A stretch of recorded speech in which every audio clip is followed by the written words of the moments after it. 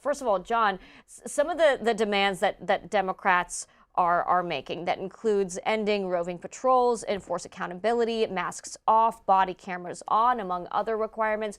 Do you think that Democrats are pushing for the right things in the right way right now? I think there's some good things in there, Dasha. Look, I would like to see ICE figure out a way to deal with the masks. I'm very sensitive to the safety and the protection of the officers and why they want their anonymity. We are in an environment now where they can face individual threats themselves or their family members can get arrested. I'm very sympathetic to that. On the other hand, though, you can't have a law enforcement agency that's routinely wearing masks. Traditionally, it just didn't come up very often during my time at DHS. And the only times that agents would wear masks would be if they're working undercover operations on the side, and there were real risks if they were identified as a federal agent. But I think the harder thing, Dasha, is it's really hard to legislate the things that matter the most when it comes to this immigration enforcement. In my mind, I think one of the most important things is targeting, right? Chad is right. There are these different buckets of undocumented immigrants. You have your criminal aliens, the ones convicted of the serious crimes. That's easy. ICE has always prioritized them. I think the agency does a great job of getting those ones out of prisons and jails. But then you get the individuals with low-level misdemeanor convictions. And again, this is where I think the public consensus, it gets really tough. And I can say that just from experience, that when we had those cases during my time and during the Obama administration, we were heavily criticized in many cases from both the left and in some cases from even the right about why are you seeking the deportation of these individuals. But getting back to what Congress can do about it, if you ask me, I think the most important thing that they can do is ensure that the department publishes timely data on who is being arrested. We do hear this in these individual cases. The administration likes to highlight them a lot, the worst of the worst. And there are some very good cases out there, individuals with, serious violent felony offenses, sex offenses, things of that nature. But what we really need to see is this big picture, because when we see cases like the 5-year-old child arrested in Minneapolis, whose father was in the immigration court proceedings, it's creating doubts. And I think that more than anything, if Congress wants to make a difference here, would be publishing real-time data on who's being arrested, what is their criminal history, what is their immigration history, so the public can judge whether the scenes they're seeing in Minneapolis are really worth it. Is the law enforcement value we're getting out of this, is this necessary, or does it justify what we're seeing on the streets of Minneapolis?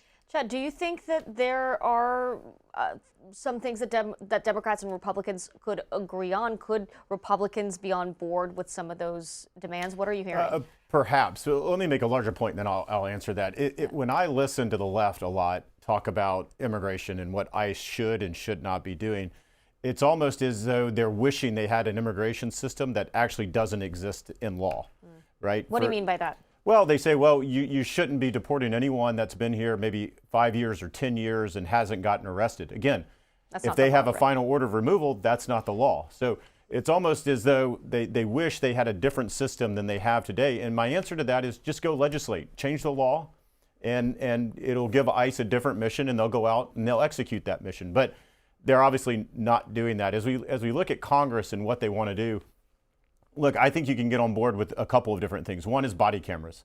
I think the president has said it's a good idea. I know Secretary Noem has announced body cameras for those in Minneapolis at the moment. ICE has historically used them, not across all of their agents. I think now is the time to probably do that. The vast majority of local, state, and federal law enforcement do use body cameras. So now it becomes a funding issue, and how do you roll that out? So I think that's something they could do. When you talk about masks, John brought it up, masks, very, very difficult. I ran into this issue in Portland in 2020, where we had a courthouse under siege where I had to surge in federal law enforcement. Similar, but a little different than what they're doing in Minneapolis. They wore masks because they were getting doxxed every single night. And so what we did is we put a unique identifier on their uniform, right? Because why do you want to see someone's face? Is you want to hold them accountable. If you think that you are a protester and you were targeted and the officer perhaps did something wrong, and how do you do an investigation on someone? We gave them a unique identifier so you could write down 1, 2, 3, 4, 5. I think that officer did something wrong, and you could go back and investigate. So I think there are things that can be done while still protecting the officer's safety if they need to cover their face, because you will have people that will take pictures and they will find out who these individuals are, and they go after their family, they go after the officer, they leave death threats. And first and foremost, we should be protecting our law enforcement officers. And then the last point, which I know they're talking a lot about So it's body cameras, it's face masks, is judicial warrants. And I think that's probably a bridge way too far. If you're going to mandate that ICE has to use a judicial warrant in every case, which some are talking about, I think that is, you're basically saying, ICE, you can't do your job. So I don't think that is one that Republicans should entertain. There's also the roving patrols that Democrats want to limit that. Again, I would say ICE does the majority targeted operations. They are going in looking for a very specific target and oftentimes a criminal target. Now, there's also what we consider collateral damage, right? So if they pull over an individual that is that target, they're going to see who the other 4 people in that vehicle are as well, trying to understand who they are. Do they have arrest warrants? Are they wanted and the like? So there are other things that can happen there. So again, my experience tells me that the majority of ICE's operations are very targeted when they go into these